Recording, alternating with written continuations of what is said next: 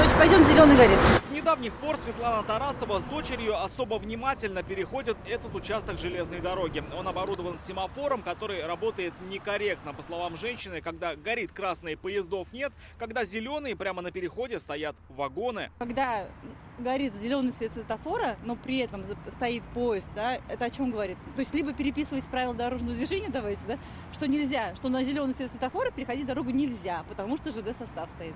Либо что-то с этим делать. Переход находится на участке Казань-Восстание-Дербышки. Тут ежедневное движение пассажирских и грузовых составов. Именно здесь на прошлой неделе случилась трагедия с 14-летним подростком. Он буквально сгорел заживо в попытке преодолеть пути над вагонами, непонятно почему стоящими прямо на переходе. Очень часто здесь блокируют вот этот переход. Для чего он сделан тогда, если встал и стоит?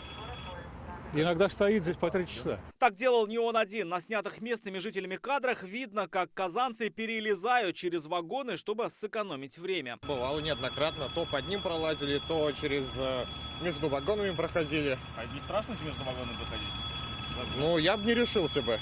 Однако есть и другой путь, но, как выяснилось, не менее опасный. Так называемый альтернативный маршрут – это вот этот вот тротуар, ну или, если его так можно назвать, проходящий вдоль оживленной трассы.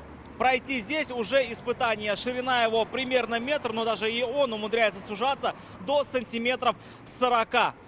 Как это выглядит на деле, можно видеть здесь. Наш оператор даже не может как следует взять камеру, просто не развернуться. Но, как говорят местные, не хочешь ждать, будь добр рисковать. Как уверяют в районной администрации, еще за 2 недели до трагедии они просили РЖД начать строительство надземного пешеходного перехода. К сожалению, на сегодня от них пришел такой ответ, что сроки строительства данного объекта не определены.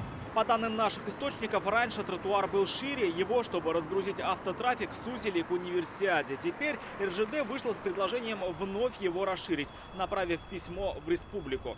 15 августа 2023 года Горьковская железная дорога направила письмо в адрес Министерства транспорта и дорожного хозяйства Республики Татарстан с просьбой рассмотреть возможность расширения тротуарной части автодороги под мостом для более комфортного и безопасного прохода граждан. И РЖД не ответили на еще один вопрос. Почему оборудованный переход занят составами, причем по несколько часов? Возможно, регулировка семафора на данный момент самое оптимальное решение, чтобы не допустить новых трагедий на этом участке. Место оживленное. Здесь крупные гипермаркеты, детский сад, библиотека, жилые массивы. Рамиль Шайдуллин, Алмаз Единов, ТНВ, Казань.